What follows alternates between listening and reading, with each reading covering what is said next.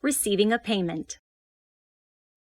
If a Florida Central member sends you money through People Pay, you will receive either a text message or email notification depending on what contact information the sender entered when sending the payment.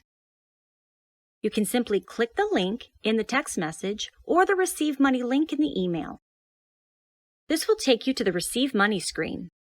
Enter your first and last name and debit card information.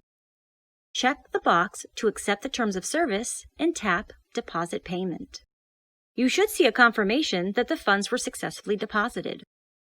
You may prefer to receive the funds using your checking account information instead of your debit card. Some financial institutions do not allow person-to-person transactions using a debit card. In those instances, this option is required to accept the payment.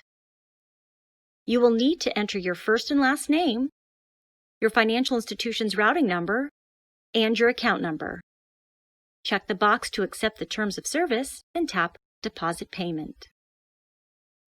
You will see a confirmation for the deposit and information about when you can expect to see the funds in your account. If you receive an error when accepting the payment, please contact the sender.